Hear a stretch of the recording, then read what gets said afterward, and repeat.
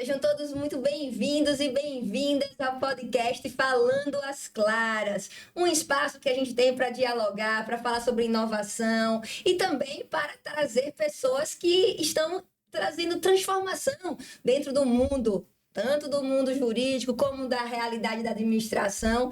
E hoje não é diferente, né, Agatha?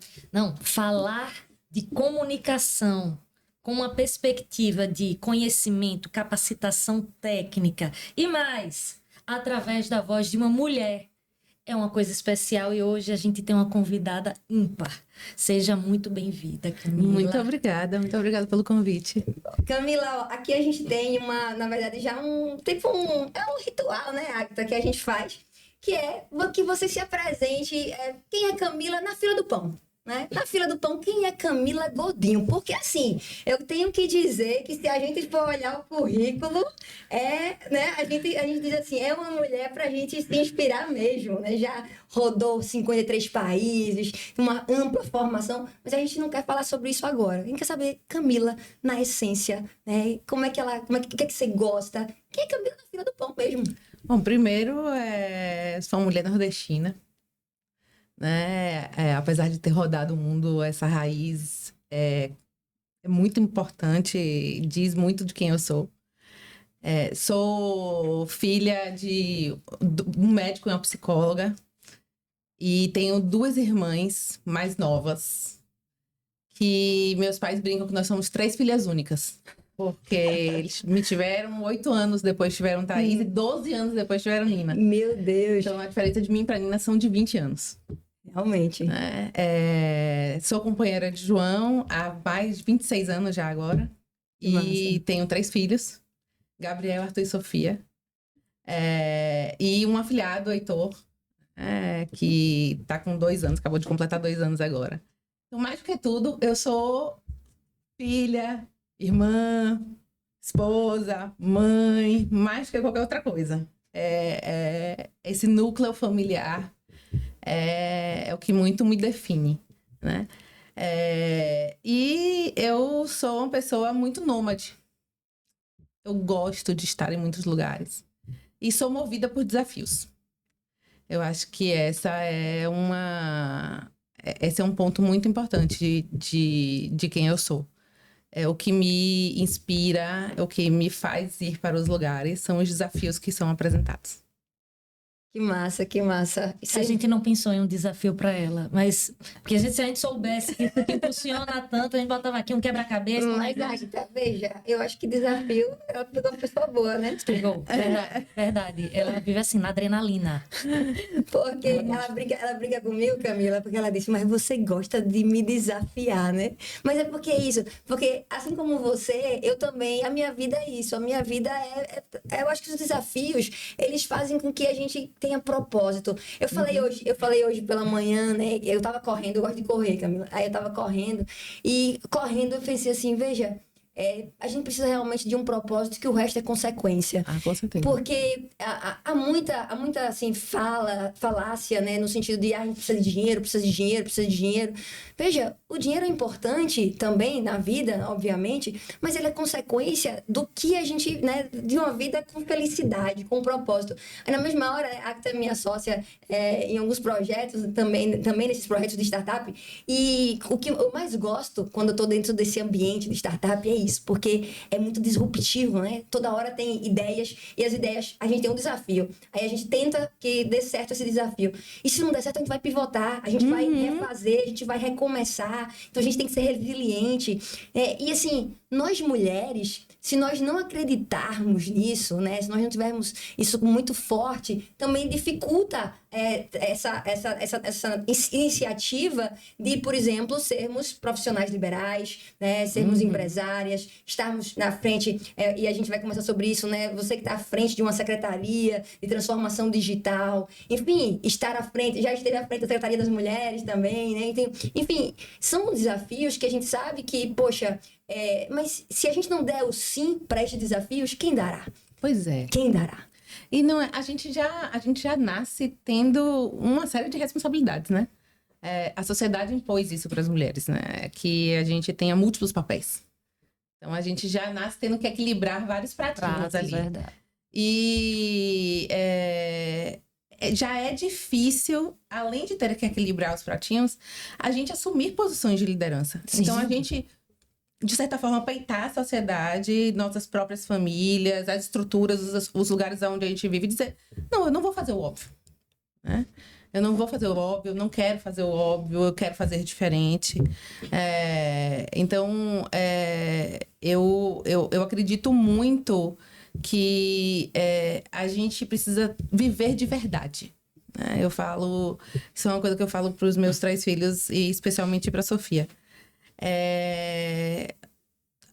Tem um sonho, vai seguir o seu sonho, independente do que todo mundo fala. Isso. Julgamento você vai ter em todos os lugares. As pessoas vão te julgar, né? As pessoas vão te questionar. Mas você acredita? É o que você quer? É a sua verdade? Vai em frente, né? E eu tive o grande privilégio de ter uma família que sempre me apoiou, porque eu sei que minhas escolhas não foram as escolhas mais óbvias, nem as escolhas mais fáceis. Mas eu tive realmente uma família que me deu esse suporte para que eu pudesse seguir em frente com essas escolhas. Quais referenciais, assim, se você pensar, olha, uma pessoa que me inspirou, porque é tão difícil nós mulheres encontrarmos essas referências, e por isso que a gente faz tanta questão de trazer pessoas que são referência no assunto, o currículo de Camila. Não, o currículo de Camila, eu não sei nem se eu tô com roupa adequada para falar com uma pessoa do currículo de Camila. Mas isso inspira a nova geração, as meninas, né? Que elas olhem e dizem, eu posso estar na ciência. Porque os livros de história da gente só mostravam homens. Nada contra os homens. Mas as mulheres também estiveram à frente de muita coisa, mas foram esquecidas, convenientemente. Sim. Então, é muito importante para a história. Eu tive...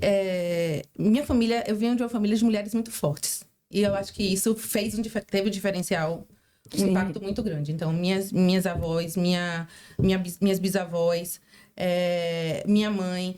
Minha mãe tem uma história, minha mãe tinha epilepsia naquela época. A epilepsia era como uma doença totalmente incapacitante. Então, ela só foi alfabetizada entre os 7 e os 10 anos, porque ela não podia ir para a escola, né? E todo mundo achava... Minha avó tinha 9 filhos, né? E minha mãe foi criada por minha bisavó durante muito tempo. E minha mãe depois estuda e se forma e faz toda uma especialização em neuropsicologia para cuidar de outras crianças iguais a ela. Que massa. Trabalhando principalmente com reabilitação, para que outras crianças não precisassem viver o que ela viveu, né? Mesmo com todas, ela se estabilizou muito cedo, né? Depois que a medicina evolui também, né? Graças a Deus que a medicina tem essa evolução aí toda, graças à ciência, a todas as mulheres e homens que estão aí pesquisando. A medicina evolui e hoje em dia ela é uma grande referência tanto na Bahia quanto no Brasil.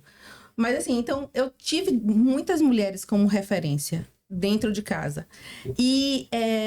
Mas assim, em termos profissionais, foi muito importante na minha época de faculdade eu ter uma professora e um professor que me deram a mão logo no primeiro ano de faculdade, falaram assim, você pode fazer o que você quiser. Que massa.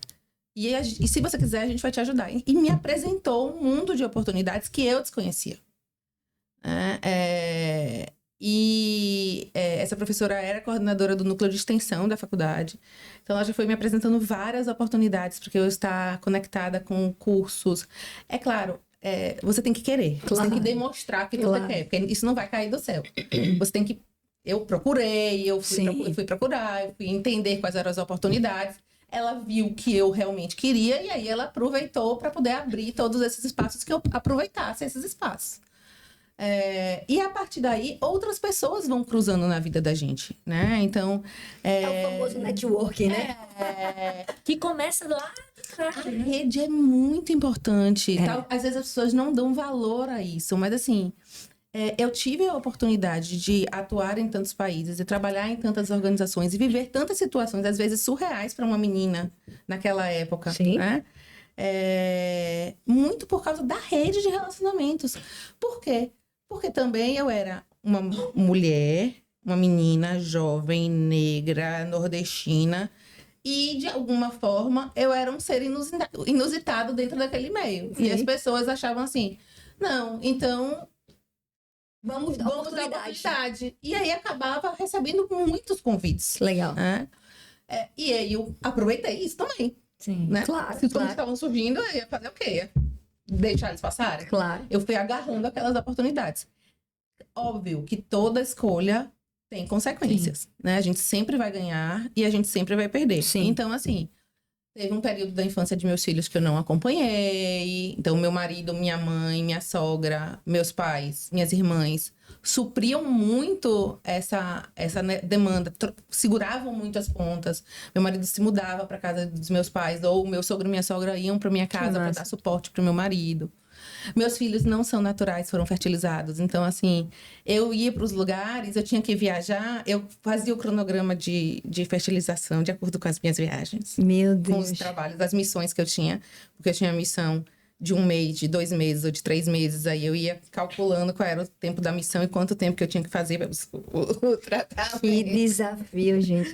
Pra poder... E aí eu viajava com as caixinhas de isopor, com as injeções. E aí A mulher calculava... organizada, tá aí, ó. Super. Se não for, aí... Ai, só por curiosidade, qual é seu signo? Só por curiosidade. Eu sou de Libra, eu sou libriana. Libriana. Aí. Mas assim, eu andava, eu fazia tudo com muito planejamento e organização, senão as coisas não funcionavam. Ainda sou, de certa forma, um pouco chata, assim. Mas tinha que ter muita disciplina. Sim. Porque senão não acontecia. Então, quando eu casei com 25 anos, para os dias de hoje, jovem, Sim. É. né? Uhum. Cedo. Mas aí, assim, casei, já comecei a fazer tratamento, porque eu já sabia do meu diagnóstico, Sim. já tinha um diagnóstico desde da juventude. E aí, já comecei a fazer o tratamento e coincidiu. Aos 21, eu fiz a minha primeira missão internacional, foi aos 21 anos. Então, eu já estava nessa loucura de viagem Sim. quando eu casei. E aí, comecei a fazer o tratamento. E aí veio primeiro Gabriel, depois veio Arthur, e aí veio Sofia.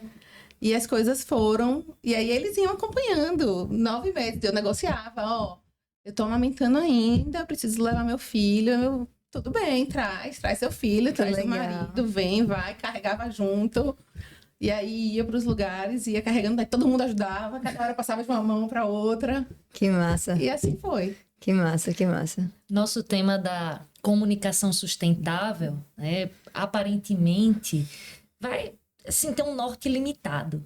Mas quando a gente conversa, a gente vê que comunicação sustentável é isso, né? É comunicar com intenção, comunicar bem, mostrar o propósito, veja a coerência de toda essa sua jornada. Então, desde o momento da graduação, as pessoas já enxergavam alguém que tinha disposição para pesquisa.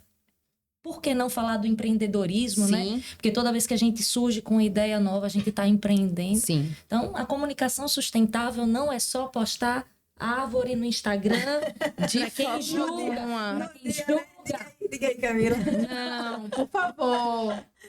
Aproveitando esse adendo, né, que a Agatha fez pra gente introduzir o tema, diz pra gente, diz pra as pessoas que estão nos ouvindo, que esse é o tema realmente, né, de uma forma simples, mas também que seja, né, que tenha todos esses fundamentos, que é essa comunicação sustentável que se fala. Então, eu acho que a primeira questão que a gente tem que desmistificar é essa dicotomia que existe entre economia e sustentabilidade, né? A gente, durante muito tempo, separou esses dois conceitos. E só que não existe, quando a gente fala, a gente vai jogar o lixo fora. Não existe fora. Isso. Verdade. Primeiro, não existe fora. Não tem outro planeta pra Não gente tem. jogar o lixo. É A verdade. gente não tá na estratosfera. É verdade. Não existe fora, Não tem. né? Quando a gente fala meio ambiente, eu sei que a gente está falando do meio onde a gente vive, mas não ele não é dividido. Se a gente for pegar aí o conceito, a definição das palavras, a gente está falando de um ambiente que é inteiro onde a gente vive, Isso. né? Essa separação foi uma separação feita exatamente para criar um sentimento de oposição, mas na verdade não existe. O que existe é uma integração. Perfeito. Então, quando a gente fala, a gente tem que simplificar. Eu falo muito da questão de que a gente precisa usar cada vez uma linguagem mais simples, Perfeito. acessível, sem terminologias muito técnicas. Vocês são advogadas. Cansa, né? Adoram usar terminologia. Não, mas quanto mais simples, melhor, porque tá todo mundo muito apressado. é. As pessoas precisam ler com simplicidade, ter Isso. acesso. E na hora que você explica de forma muito simples, as pessoas compreendem. Sim. Você vive sem água? Não, Você vive sem ar? não, Você vive sem alimento? não. Então, assim, a gente pensar na sustentabilidade ambiental é pensar na sustentabilidade da nossa vida. Era pra eu responder as perguntas mesmo, né? Sim. Ah, graças a Deus. Então, assim, é pensar na sustentabilidade da nossa própria vida. Sim. Deveria ser algo muito simples. Óbvio, era. Porque deveria ser óbvio. É. Eu não tô... Quando a gente fala sobre a necessidade de você reflorestar ou criar bosques urbanos, ou você fazer reflorestamento em uma cidade ou outra que está com baixa densidade de árvores, você está falando isso porque você precisa de uma maior necessidade de limpeza de ar, você precisa de uma melhor qualidade de ar. Isso deveriam ser coisas óbvias, não deveriam ser coisas complexas. Quando a gente fala hoje em dia de descarbonização, palavrão, né? Vou descarbonizar. Isso é bom pra brincar de forca. Né? É ótimo. Mas assim, você tem que... Você pensa Tem que no explicar. o que a gente está falando? Isso. É simples. É simples. A gente tem uma atmosfera que precisa ficar limpa. Isso. Para essa atmosfera ficar limpa, a gente tem que reduzir o número de poluentes que a gente Perfeito. emite, Perfeito. né? Tem gente que gosta de suco com bagacinho, né? Sim. Tem gente que não gosta de suco com bagacinho. Se eu quero o meu suco com bagacinho, eu já pego a laranja, do que eu espremi eu já tomo. Isso. Mas tem gente que prefere coar. Infelizmente, a gente não tem um coador Verdade. que é automático. Então, a gente precisa criar ferramentas para reduzir a quantidade de poluição que a gente emite. E mesmo quem é indiferente a isso, sofre. Se alguém disser, não tô ligando. Todo Mas a mundo. pessoa adoece e entra na conta de todo mundo. Todo mundo. E hoje em dia, e aí a gente estava falando de poluição, mas a gente está falando de poluição em termos de adoecimento ou desses impactos. Mas só que isso provoca... Qual é o efeito disso? Isso provoca um aquecimento. E esse aquecimento provoca uma série de mudanças no clima do mundo inteiro. Então, tudo está interconectado. Né? Já tinha aquela historinha que a gente contava para criança há muito tempo, da borboleta, né? Que uma borboleta que voa aqui é a mesma borboleta que voa lá. Um impacto que você tem aqui no Brasil, Perfeito, tem um impacto lá no Japão. A gente já contava essas histórias. Quem estuda geografia, o planeta era conectado, aí vieram as placas tectônicas, foram se separando. Isso. Tudo isso mostra o quanto que a gente está interconectado. Então, assim, uma mudança de temperatura impacta no mar. O mar é um só. Apesar de ter vários nomes. Sim, verdade. Os oceanos têm várias denominações. O mar é um só. Então, quando a gente fala, a gente tem o aquecimento das águas, a gente já tem um impacto na biodiversidade marinha. A gente tem o gelo derrete. Isso aí é óbvio, né, galera? Se a gente tira o gelo do freezer, ele derrete. Tá no mesmo. Calota polar. Sim. Se a terra tá aquecendo, o gelo derrete. Perfeito. O gelo se quebra. E aí você tem o quê? Se o gelo aumentou, vira água. A água vai cair aonde? No mar. Se a água em grandes volumes cai dentro do mar, o que acontece? O mar sobe. A gente mora onde mesmo? Pois é. Em Aracaju, Numa cidade que é abaixo do nível do mar. É verdade. O que vai acontecer com a gente? É Se exato. subir muito. Isso, A gente tá preparado para isso? Se tiver aí uma alta, e aí a gente tiver o aumento do nível de mar e o aumento do nível dos rios, o que acontece com a Grande Aracaju? Né? As nossas barragens, elas são suficientes para aguentar? Os nossos canais que são sujinhos, né? São suficientes para aguentar? Então, a gente tem que desmistificar, simplificar, para que todo mundo entenda que isso faz parte da nossa vida. Não é Isso. o meio ambiente lá e eu aqui. Perfeito. Eu faço parte dele. Como eu faço parte dele, o que é que eu posso fazer no meu dia a dia para colaborar com este processo de melhoria? Ah, mas eu sou uma só. A minha atitude não vai impactar. Não, a sua atitude impacta, porque você inspira o seu vizinho, inspira o seu filho, inspira a sua mãe. E aí, depois de você, já vão ser mais 10 pessoas, mais 20. E isso vai crescendo. É essa a dimensão que a gente precisa entender, de que a gente precisa simplificar e trazer isso para dentro da nossa realidade. Né? Aumentou o nível de chuva, tá chovendo mais, tem horas que tá... Aqui Aracaju tá esfriando mais, que a gente não sentia esse frio como tá sentindo agora. Um dia desse eu tava conversando com o Zezinho, né? Meu esposo disse assim, gente, 22 graus em Sergipe. Pois é, vai bater 17 em Salvador esse final de semana. Exatamente. É impensável. É impensável. Então, assim, são coisas que a gente precisa, pelo menos, conversar sobre, né? E trazer. E realmente, Camila, quando você traz a comunicação sustentável como uma comunicação que seja acessível, simples, direta, e essa é uma tendência, viu, Camila? Porque, por exemplo, do direito, e a gente já faz isso, por exemplo, lá no escritório, a gente também já dialoga, por exemplo, as peças têm que ser peças diretas, simples, com visual law, ou seja, com né, formas de comunicação que o cliente entenda o que está acontecendo, porque é isso, né? A experiência hoje ela é muito importante, né? Do usuário, da pessoa. A pessoa está no centro das relações. E quando, por exemplo, quando eu fiz a minha tese de doutorado, eu trabalhei com fraternidade, né? Fraternidade se liga muito, tem uma conexão direta com sustentabilidade, com o meio ambiente. E a gente faz um estudo da fraternidade e do meio ambiente e de outros direitos de terceira dimensão, esses novos direitos que a gente está trabalhando.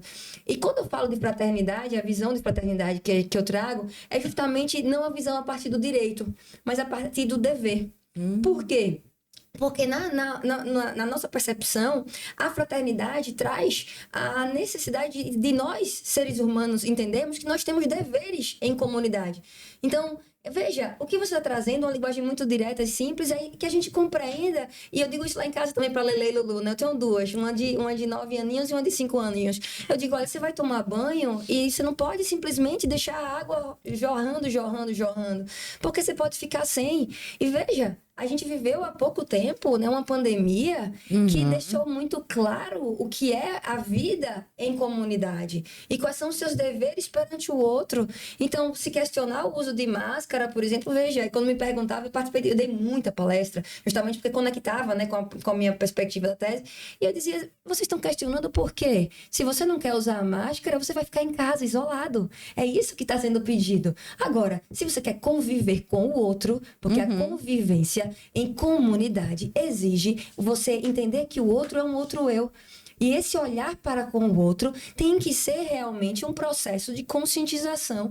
E esses deveres, eles surgem a partir daí. E se a gente for para a raiz de quando começaram todas as discussões sobre sustentabilidade, isso lá, isso entra dentro das políticas públicas lá em 72, na década de 70, no início da década, entre final de 60 e início de 70, esse tema entra com maior veemência dentro das políticas públicas trazidos principalmente por políticos do norte da Europa, que já estavam começando a sentir alguns impactos. E o principal ponto que é trazido é o que vai ser das gerações futuras. Pois é. Qual a responsabilidade que a gente, que está aqui hoje, tomando decisão, definindo política pública, qual é a nossa responsabilidade em relação às gerações futuras? Isso mesmo. Que legado a gente vai deixar? Que mundo, que planeta que a gente vai deixar para essas pessoas? A gente vai deixar um planeta onde elas possam ainda ter parques em que elas possam visitar? Ou a gente vai ter que criar isso artificialmente para que elas conheçam, porque não vão existir mais? A gente vai ter um futuro onde elas possam tomar banho de rio e tomar banho de mar? Ou eles vão estar 100% poluídos? Que tipo de planeta a gente quer deixar de legado para as gerações daqui para frente? E, infelizmente, de 70 para cá, a lógica continua a mesma. A gente pouco avançou. Isso é muito triste. Chega a ser frustrante. Eu confesso a vocês que, assim, depois da pandemia, eu tinha um grande sonho de ir para a Antártida. E esse sonho seria realizado, e aí eu tive que adiar por causa da pandemia, porque seria realizado em 2020. E acabei realizando esse sonho em 2022. E eu vivi o sonho e, ao mesmo tempo, vivi uma frustração muito grande. Porque eu tinha dedicado quase 20 anos da minha vida a lutar pelas questões socioambientais. Lutar pela crise climática. Vejam, eu fiz uma formação em emergência climática em 2010. Ninguém nem falava sobre isso. Pouca gente falava sobre isso. Foi entre 2010 e 2011, né? Foi 1 ano e meio de formação. E aí, quando eu vou para a Antártida e eu me deparo com aqueles blocos gigantescos de gelo se desprendendo, caindo no mar, e você vê as projeções de derretimento, os museus que eles têm lá, né? Tanto em El Calafate quanto na própria Ushuaia, as projeções que eles têm na Patagônia de como que o derretimento vai ser, as comunidades que vão deixar de existir, né? A biodiversidade que vai deixar de existir, e que já tem um ponto de não retorno. Não dá mais para frear. A gente atingiu um ponto de não retorno. Então, assim, se antes a gente lutava para segurar o aquecimento do planeta em 1,5 graus, já era, a gente já atingiu 1,5 graus no passado.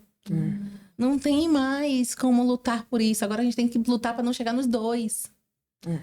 Porque o 1,5 já foi. Então ainda há esperança. Sempre tem que ter, né? Senão a gente desiste. Mas isso não significa que tá fácil. Não é. É difícil, assim, para os países entenderem que é vantajoso ser sustentável, que é vantajoso investir na proteção. Eu vou ser muito sincera com você. Mais do que os países entenderem. É uma questão das pessoas, de cada indivíduo entender. E aí eu vou te dar um pequeno exemplo de anos atrás. Antigamente, uma revolução feita por mulheres. Antigamente, o detergente de pia, ele era feito com derivado de petróleo.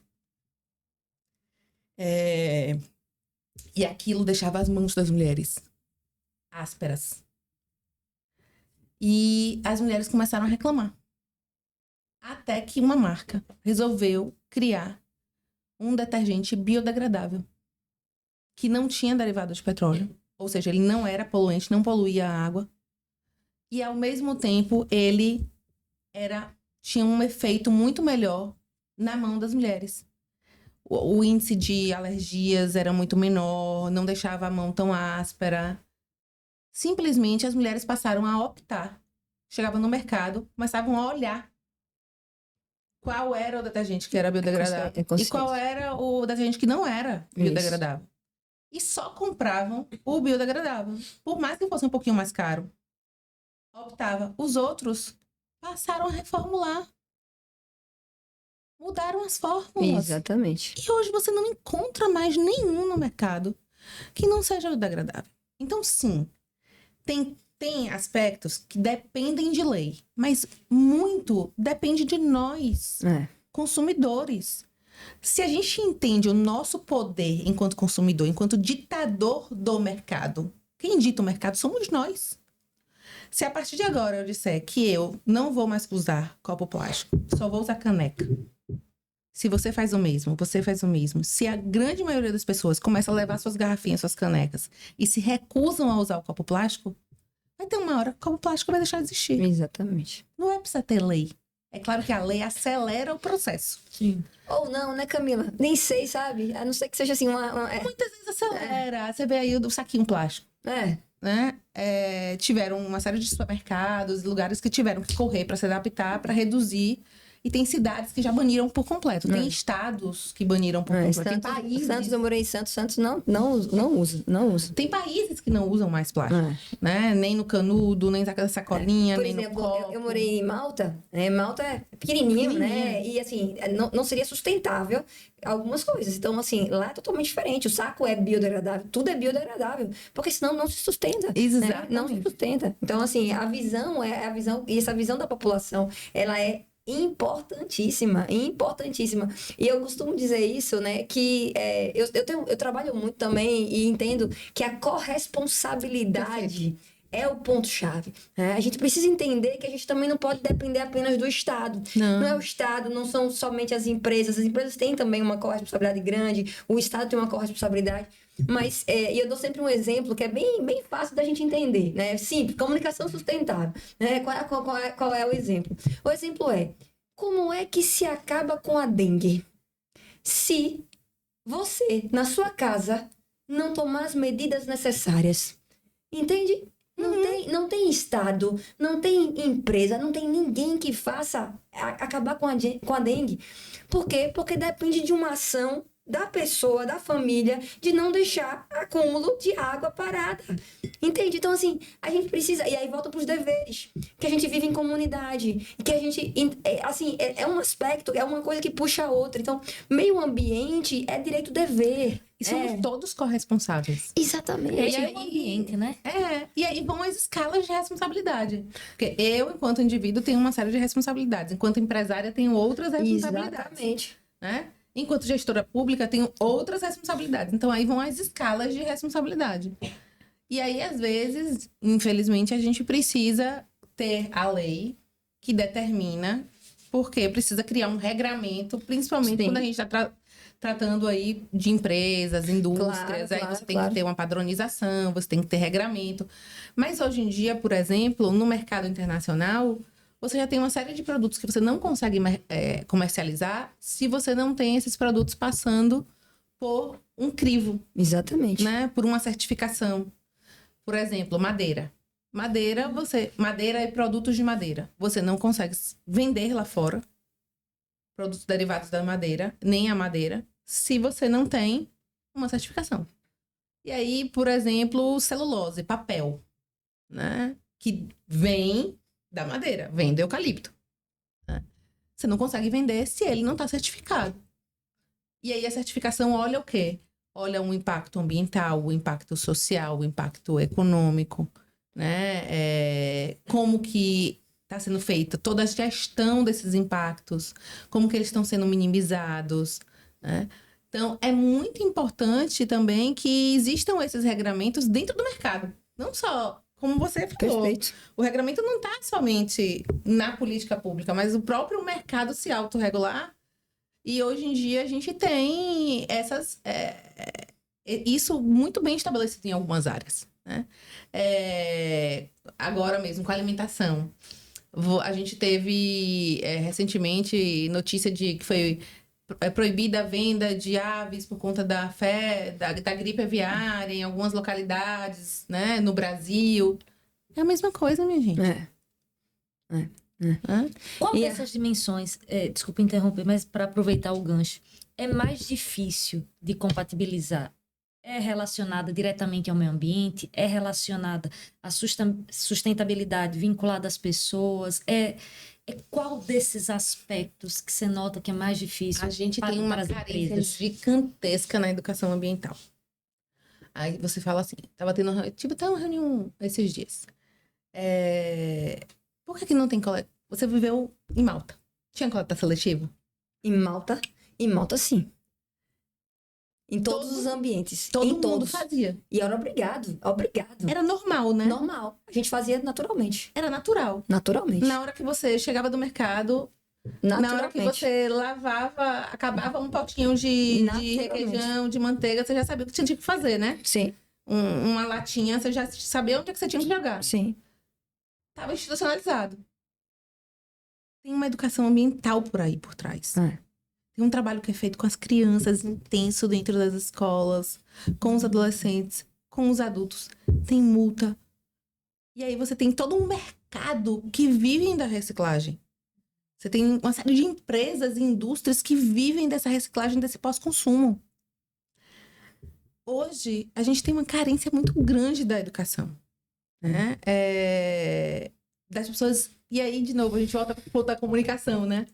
A gente complicou muito a comunicação com termos técnicos. Sim. Quando é algo tão simples do nosso dia a dia. E a gente tem uma demanda aí. A gente tem uma demanda muito grande de educação ambiental. De educação cívica. Sim. E aí eu acredito que esse é um gargalo gigantesco para você pôr em prática uma série de ações. E você tem um outro gargalo que é legislativo. Falta base legal pra gente. Então hoje a gente tem... e falta não só base legal, mas faltam incentivos também fiscais. Pronto. Eu ia falar As isso. duas coisas. Falta base legal e faltam incentivos fiscais. Bom, vocês têm startups. Então hoje em dia, por exemplo, a gente tem todo um cenário dos negócios de impacto positivo. Né? Os negócios de impacto, para quem não conhece, não sabe, são empresas que são criadas com um objetivo muito específico de solucionar um problema social, ambiental ou socioambiental. Então, são empresas que não é uma responsabilidade social que elas estão executando. É o centro delas. O core, né? O coração, O coração delas é resolver esse problema. A gente está começando a falar ainda de política de incentivo. Agora existe uma estratégia em impacto, uma estratégia para fomentar a economia de impacto no Brasil. Mas a gente está começando a falar de incentivos. Né? Então ainda tem um longo caminho pela frente. Ao mesmo tempo, a gente precisa ter legislações mais claras relacionadas às obrigações, aos deveres. Sim. Né, dessas indústrias em relação à compensação. Por quê? Porque no ímpeto de crescer, gerar emprego, renda, crescer, não se fez a conta do impacto negativo gerado. Isso. E eu me lembro uma vez que eu cheguei numa rede dessas de empresas, empresários e indústrias, né? Eu falei assim, vocês precisam começar a calcular impacto negativo. E aí olharam para mim revoltados. Você está dizendo que a gente tem impacto negativo? Você não tá com medo de apanhar, não, amiga? Não, foi uma coisa assim, sabe? Fala e corre. Até agressivo, assim, sabe? Como você ousa dizer que a gente tem impacto? Falei, meu senhor, eu tenho impacto negativo. Na hora que eu acordo e respiro e tiro o oxigênio, eu tô tendo impacto negativo. Todos nós temos, não é só você, não. Calma, todo mundo tem, calma. Você, nessa comunicação sustentável. Calma, todo mundo tem, né? Na hora... E a gente tem que viver uma vida fazendo essas compensações. Exatamente. Então, se eu uso muita água, como é que eu posso compensar? Que tipo de ações eu posso fazer? Quantas arvorezinhas eu posso plantar por ano para estar compensando minhas viagens? Se eu vou de avião, como é que eu posso estar lá compensando? E a gente ir criando esse equilíbrio e ter um cuidado nas nossas escolhas. Perfeito. O cuidado nas escolhas que a gente faz. Se eu posso escolher, e aí, claro, a escolha depende muito de um mundo de privilégios. De privilégio, Não podemos generalizar. Nem todo mundo tem a opção de fazer escolhas. Mas se você pode fazer a escolha, por que não fazer a escolha mais sustentável? O próprio poder público, né? A gente espera que faça as escolhas Sim. mais sustentáveis. Então, o material que vai ser utilizado para fazer a merenda, que seja um material mais sustentável do ponto de vista do cultivo, né? De quem está cultivando. Que seja local. Que seja local. Isso já seria um impacto, exatamente. Positivo. Enorme, porque você diminui a quantidade de deslocamento de transporte. E aí você já diminui o volume de carbono que é gerado com esse transporte. Quanto mais local, quanto mais próximo, melhor. É verdade. Né?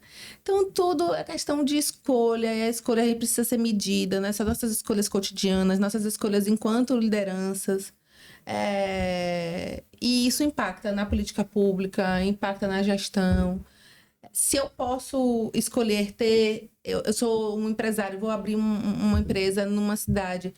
Se eu posso escolher contratar as pessoas daquela cidade, por que eu vou E para outros. trazer pessoas de outro lugar, né? Verdade.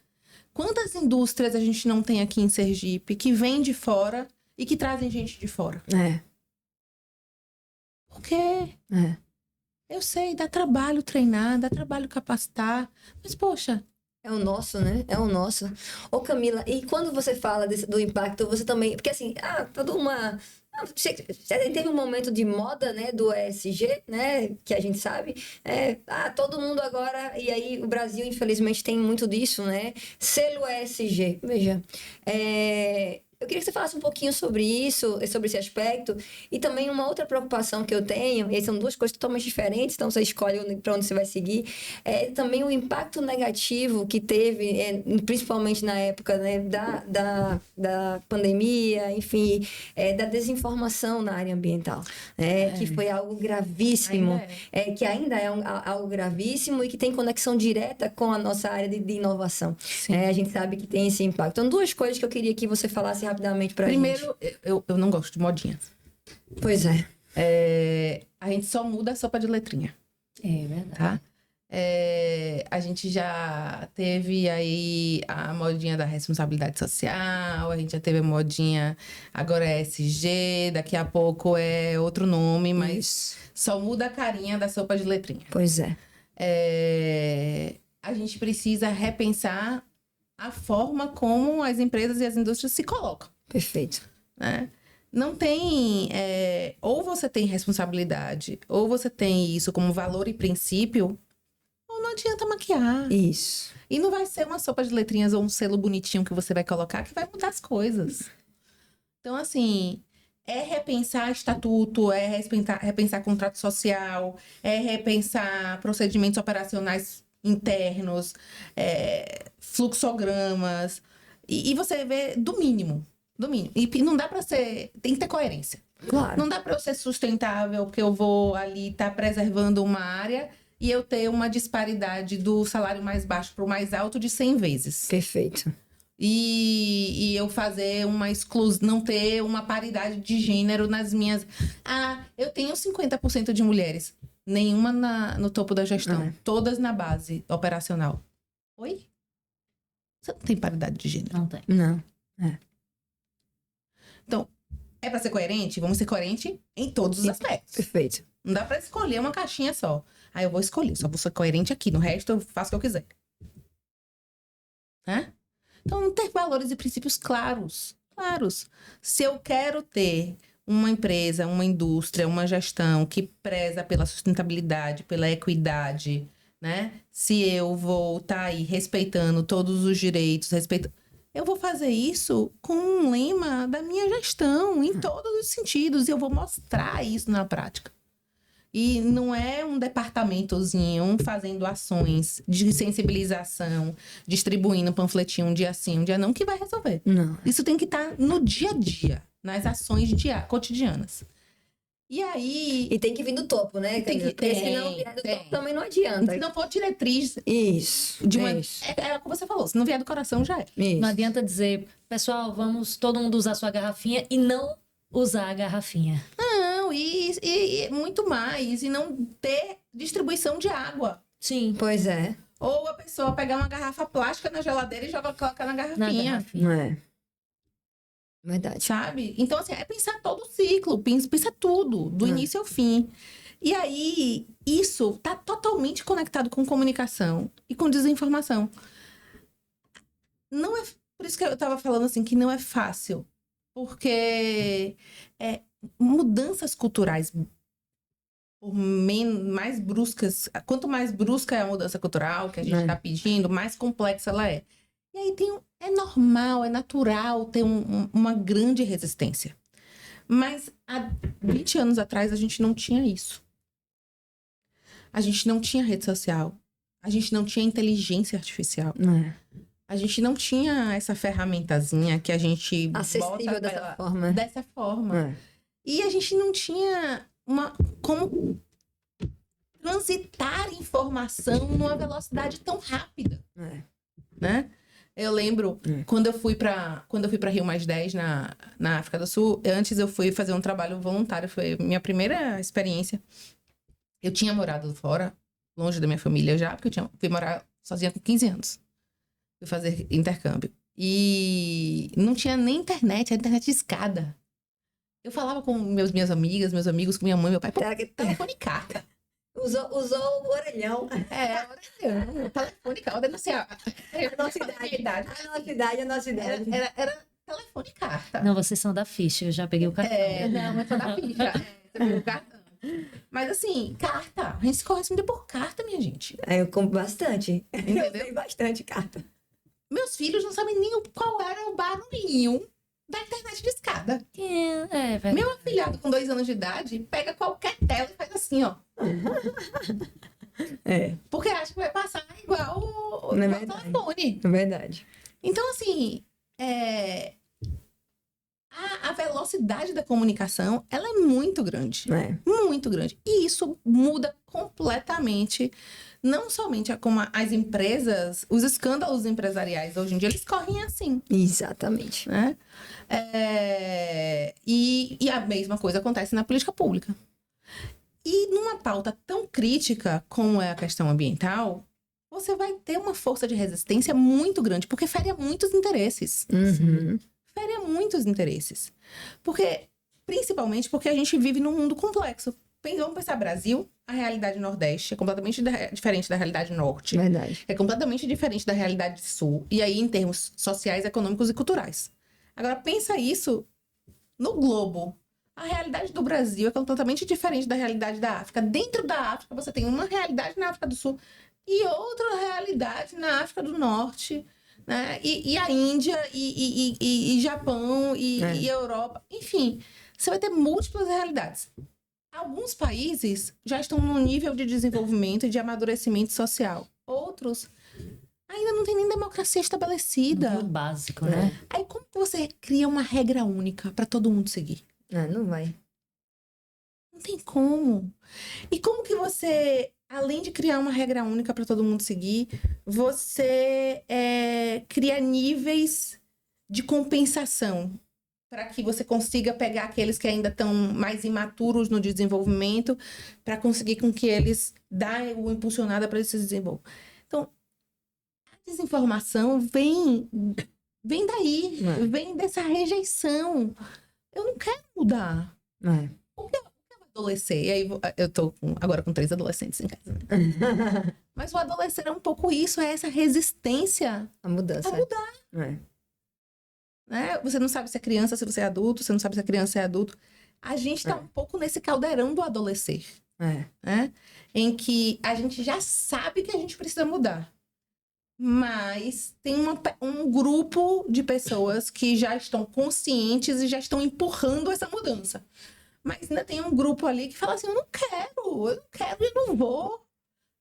E aí vem o uso né, dessa rede social, da desinformação, para poder criar uma narrativa de caos para impedir com que a gente avance nessa... Mas assim, muito sinceramente, na questão ambiental, infelizmente, a realidade vai se impor. Sim. A realidade já está se impondo. Já está se impondo. Então, a gente teve Porto Alegre e toda a região do Sul no ano passado. Esse ano foi nos Estados Unidos. Foram mais... Já tem aí mais de 100 mortes, né? Um acampamento de meninas inteiro foi devastado porque a água subiu muito rápido. E lá as casas são de madeira, né? Então, levou as casas... Então, assim... Infelizmente, a gente vai ainda ter muitos desastres naturais que vão acontecer e isso vai se impor. E toda ação tem uma reação e a gente tem décadas né, de ações que não foram pensadas, a conta infelizmente vai chegar. Ô Camila, a gente tá já caminhando mais pro final, mas eu queria entender como é que você vê, assim, dentro de uma visão da comunicação sustentável, porque você lidera vários projetos, né? E a gente viu isso no teu currículo. O que você faz, né, para trazer essa conscientização? Qual dica que você daria também, né, dentro dessa perspectiva? Porque, assim, a gente sabe que comunicação sustentável também vai estar muito conectada à liderança. Você trabalha com essa parte de liderança, de projetos. Eu queria entender um pouquinho sobre esse ponto. Vamos dividir duas partes aí. Porque as perguntas dela sempre tem letra A, letra B. Não, mas essa precisa dividir duas partes. Eu sou muito para dentro, né? Então, eu acredito numa gestão horizontal. Perfeito. Eu acredito numa gestão transparente. Então, em qualquer lugar que eu estou, em qualquer projeto que eu lidero, eu prezo muito por essa transparência e por essa horizontalidade.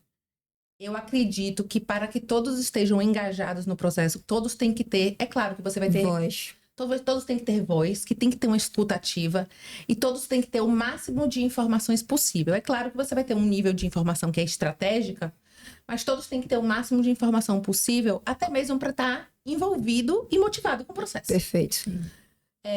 Nesse sentido, eu acredito muito nessa comunicação simples, transparente, direta. Honesta mesmo, honesta, né? De partilhar o que está se passando. Extremamente honesta, olho no olho, sem aquela coisa de hierarquias e superioridades. Sim. Eu acredito muito nisso, né? Numa gestão cada vez mais compartilhada. Perfeito. Adoro a corresponsabilidade. Adoro. Somos todos corresponsáveis e independente de qual é a tarefa que cada um está executando, se por mínima que seja, ela tem impacto lá na frente. Perfeito. Então, isso para dentro, né? E agora, para fora, eu confesso a vocês duas que eu tenho muita dificuldade, né? Eu não fui criada nesse mundo de exposição, nesse mundo digital. Usar redes sociais, para mim, é muito difícil. Eu sei que é algo que eu venho me desafiando a cada dia. Estar aqui é um desafio. Que legal. Porque é um tipo de exposição que... E você fala sobre não nem parece, né, que é um desafio. Mas não é uma zona de conforto. Inclusive, achava né? que você era professora também. Eu já fui professora. Eu adoro dar aula. Ai, coisa linda. Eu vejo um professor, já quero abraçar. Eu fui durante 4 anos professora universitária. Que Eu amava dar aula. Amava.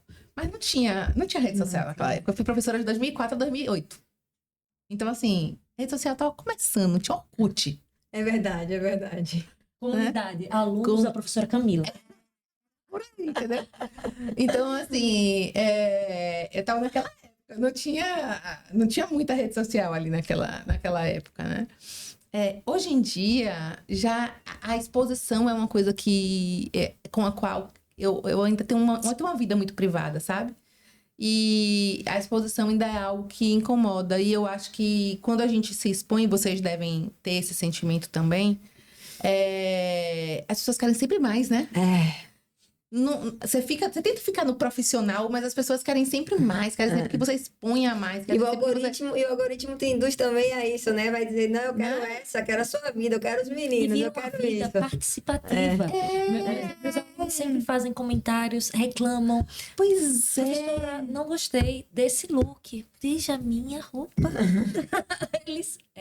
Então, todo mundo fica participando um pouco da sua vida. Então, assim, por exemplo, eu tenho um Instagram aberto e um Instagram fechado. E aí você vai fazendo escolhas, né? E confesso a vocês que o meu Instagram fechado eu só criei há 1 ano. Eu sentia necessidade na hora que eu assumi um cargo público. Sim. Porque antes ele não existia. É verdade. Era só fechado. Era só o aberto. Era só o fechadinho lá pra minha família, meus amigos só. Aí esse novo só... Então, eu, Camila, ainda tenho muita dificuldade com essa parte da comunicação, redes sociais, exposição, necessidade dessa mistura do pessoal com o profissional que os tempos atuais exigem, pedem, demandam, né? Eu ainda tenho uma dificuldade de lidar com isso.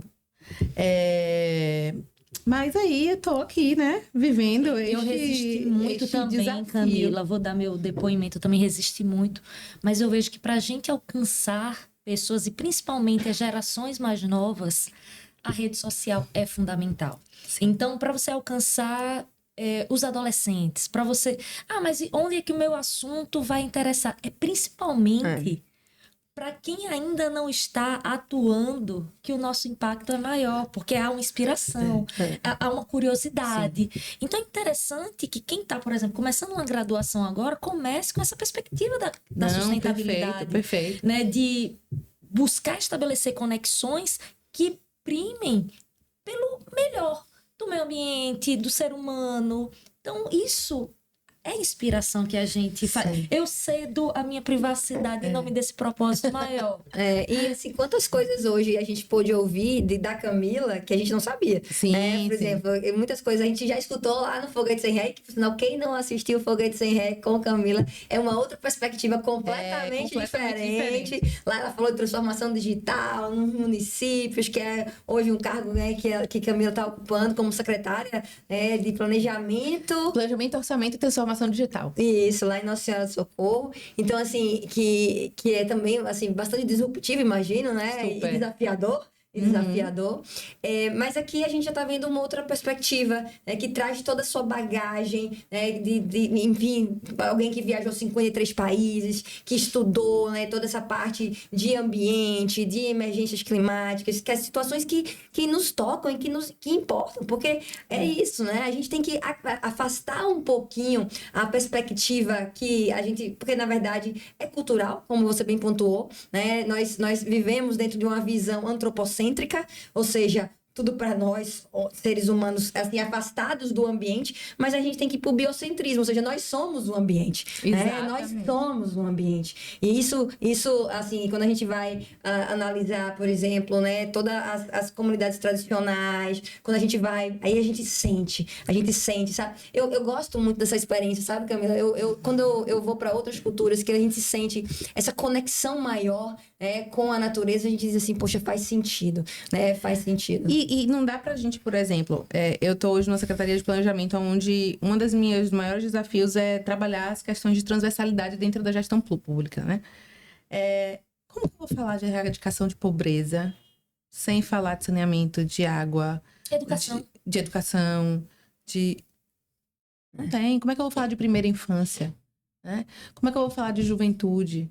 Então, E isso vale não só para quem está dentro da gestão pública. Se você está pensando hoje num negócio, você tem que pensar em toda a rede de impacto dele e com toda a rede com a qual ele se interrelaciona. Qualquer coisa que a gente faça hoje em dia, ele não está fechado numa única caixinha, né? Em um único aspecto. Você tem que olhar essa pluralidade de conexões. E a sustentabilidade é isso. É isso. Né? Quando você exatamente pensar de todas as formas, como que você pode empreender, viver, construir de uma forma mais harmônica. Harmonia. Esse é o grande desafio, né? E isso traz... E se você consegue fazer isso, você vai viver com mais leveza. Você vai viver com mais tranquilidade. É todo um ciclo virtuoso que é gerado, né? Verdade. Corrente do bem, né? É uma corrente do bem. Agora eu quero voltar com um ponto aí, dar uma dica de uma pauta de podcast. Vocês falarem sobre o desafio da disciplina da mulher para produzir conteúdo. Porque para mim também tem um grande desafio que é ter tempo. Sim. Porque fazer isso que vocês fazem requer dedicação, requer tempo. Sim. É um trabalho à parte. Né? E aí você tem o seu dia a dia, tem tudo de casa, filho, todas as suas coisas. Tem que se cuidar também, tem que ter tempo pra você. Sim. E ainda tem que ter tempo pra produzir.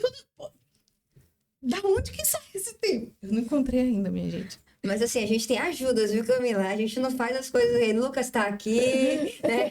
Vitor tá aqui, que vai dando suporte. Então, assim, a gente vai se cercando de ajuda. Obviamente, a origem do podcast, né? Falando das claras por conta realmente do nome, que foi uma trocadilho com o nome. Quando eu pensei, eu disse assim, mas assim, eu queria um espaço mesmo, né? Que a gente pudesse conversar sobre tudo, né? E foi interessante porque foi numa época que o primeiro episódio, a Aita não estava ainda comigo, mas foi sobre, a primeira temporada foi sobre só mulheres. E aí foi várias mulheres que vieram, que a gente conversou. Mas assim, foi tão, tão tocante. E eu me lembro do episódio que foi com minha mãe. Eu disse, no Dia das Mães, eu chamei minha mãe. Mas foi quase, Camila, que assim, um presente que eu me dei, sabe? Naquele dia. E quando eu assisto o podcast, eu e minha mãe, eu disse assim, eu penso, né? E digo assim, mas é isso, tudo tem que ter um propósito. E naquele dia, quando eu devo esse start e chamei minha mãe, e a gente, lógico, as ausências, e eu sinto muito isso também com as minhas filhas e tento ressignificar, porque, como disse assim, né, a gente tem escritório, startup e somos professoras e tantas coisas que a gente vai fazendo, né, na vida, mas as ausências, elas vão existir, né, e na época da minha mãe, eu e minha mãe, a gente teve muitas ausências, e foi naquele dia, no podcast, que a gente conversou sobre essas ausências e que a gente se conectou, né, que a gente olhou olho no olho e disse assim, olha, eu te perdoo por isso, porque eu entendo o que aconteceu e vice-versa, né, então assim, isso é muito forte para nós mulheres, então eu acho que ali foi quase que um presente para mim, então quando você diz assim, mas como é que a gente faz? Tem que ter propósito, né? Então, o podcast, Falando das Claras, tem propósito. Então, quando a Aita, que ficou minha sócia, eu disse assim, olha, vem fazer comigo, vamos dividir, né? E é tão bom, né? Quando a mulher se junta pra... Super. Camila, pra mim, assim, isso é E a muito... gente se conheceu no podcast. Eu era entrevistada. Porque assim, a pessoa vem no podcast, ela já abre um CNPJ. Inclusive, Camila, já tá aqui convidada, certo? Pra abrir um CNPJ. Menino, abre um CNPJ. Não é como ninguém, viu? Isso é verdade. Isso é verdade. O CNPJ pra mim não é problema. Mulher, não tenho medo de empreender.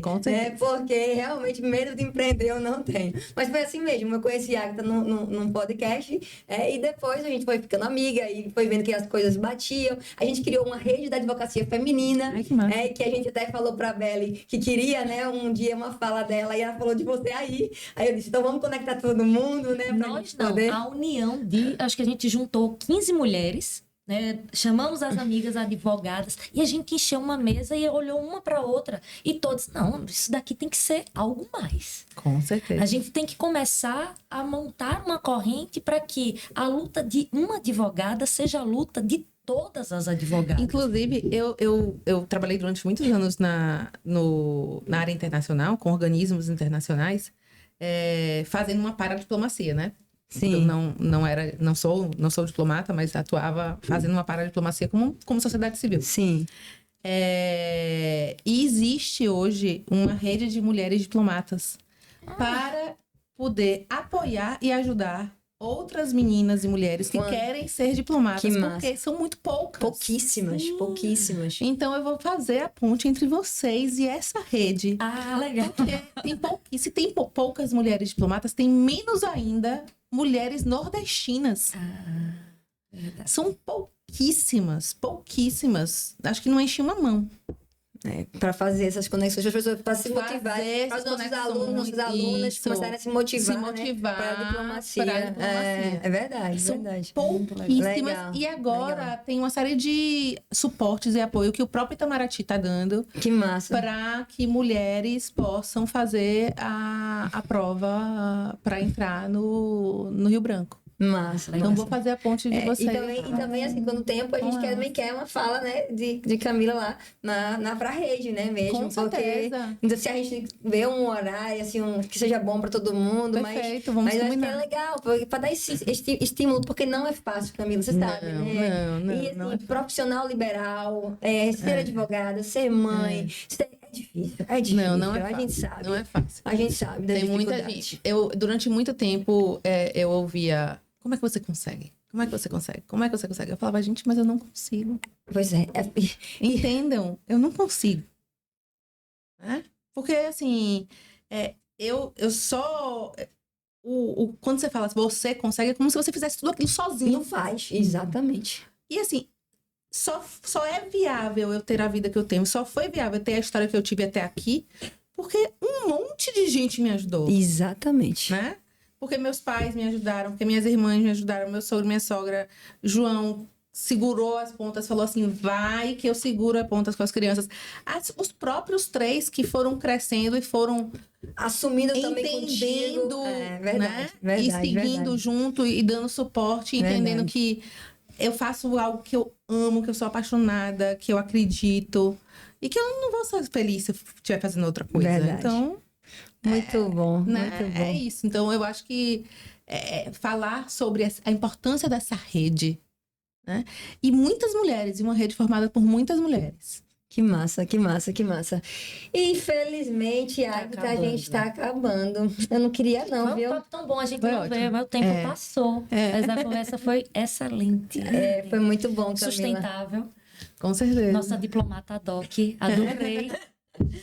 Faz essa conexão, por favor. Dá pra gente conversar sobre vários temas com Camila, né? Vários temas. Olha, minha cabeça aqui, várias abas abriram, várias abas. Então, mas assim, Camila, eu queria te agradecer. Eu que agradeço, porque foi ótimo. foi muito bom, foi muito leve. Acho que como a gente, né? Eu digo isso, sabe? Assim, quando eu faço as coisas que eu gosto muito também aqui do podcast. Eu acho que a gente sente, sabe, a energia, sente o ambiente. E hoje eu senti isso. Eu disse assim, mas que bom, né? Porque, e que bom que Beli conectou você a gente, né? E que a gente tem tantas coisas que a gente pode também se ajudar, né? E também a gente se coloca à disposição, né? Pra gente fazer essa construção juntas. A gente acredita na transformação, a gente acredita, né, realmente num mundo que seja sustentável, acredita e luta por mais lideranças femininas, né? Nós entendemos que é extremamente necessário e salutar, né? Porque, assim, é isso, assim, o mundo, ele traz essa necessidade, né? Para nós, mulheres. Então, assim, o mundo é colaborativo, foi a Beli que trouxe aqui pra gente, e é isso mesmo, né? A vida, ela traz essa visão de colaboração, e é por isso que eu não tenho medo mesmo de abrir empresas, porque eu digo assim, olha, vamos aqui, vamos dividir, vamos entender o que é que você pode me ajudar, o que é que você... É difícil eu ficar sozinha. Na minha trajetória, você pode olhar minha trajetória aí já, né, de muitos anos trabalhando, dificilmente eu estive só. Porque é isso, assim, eu não consegui, não é que eu consiga, como você disse. É toda essa rede que tá por trás que faz com que a gente consiga, né, avançar sempre mais. E eu queria que você deixasse uma frase final. O que você quer dizer para quem escutou o nosso podcast hoje, ou para as mulheres? Escolha aí o que vem na sua cabeça, assim, uma frase para deixar aí para a eternidade. Quando a gente for assistir de novo o podcast, a frase de Camila. Ela assim, aí difícil. ela dá pouco tempo, rapaz. Eu Já vai dizendo logo, isso tem que ser ensaiado, claro. Tem que ser Não, a gente avisado. Tem que combinar antes. Tem que combinar Não, a gente não colocou no script, não também. Esse ela já fez comigo. Não tava direito, não. Olha, tem uma frase que de certa forma, é o meu lema, né? Que a vida é feita de escolhas e a gente fazendo escolhas, a gente sempre ganha, a gente sempre perde. E eu acho que nosso grande desafio é fazer escolhas onde a gente ganhe sempre mais, mas nunca esquecendo que o que a gente perde, a gente precisa ter um olhar cuidadoso. Perfeito. Né? E cuidadoso com nós mesmas, principalmente. Porque às vezes a gente se cobra muito e a gente se culpa muito. Então, e eu tenho certeza que agora a gente está entrando numa era de cuidado. E a força da mulher vai ser cada vez mais necessária. Para quem não tinha frase, Tá vendo? Foi uma frase tanto, super impactante.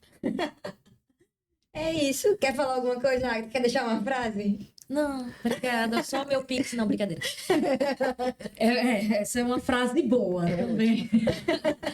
É só agradecer, Camila. Foi uma tarde maravilhosa, né? Ela costuma dizer, eu digo, não fale que é tarde, a pessoa pode assistir de noite, seja inclusiva. Uma manhã, tarde e noite. Pronto. Maravilhoso dia.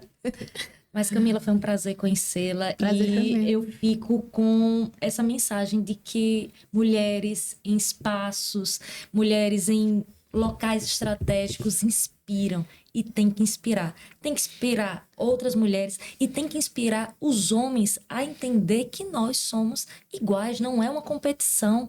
A gente só quer também poder participar e a gente não vai tomar o lugar de ninguém, a gente vai dar a nossa contribuição. Então, eu acho que por mais Camilas, eu fico muito feliz como cidadã por ver alguém tão preparada Obrigada. em um lugar E que escolheu o de nosso transformação. estado, e que escolheu o nosso estado entre, imagina, entre o mundo. Eu acho que No Sergipe mundo. me escolheu, foi ao contrário. Não foi eu que escolhi Sergipe, Sergipe me escolheu. Ah, então vamos. Eu cheguei aqui por um convite, eu passei por num processo seletivo e vim pra cá e Sergipe nos abraçou.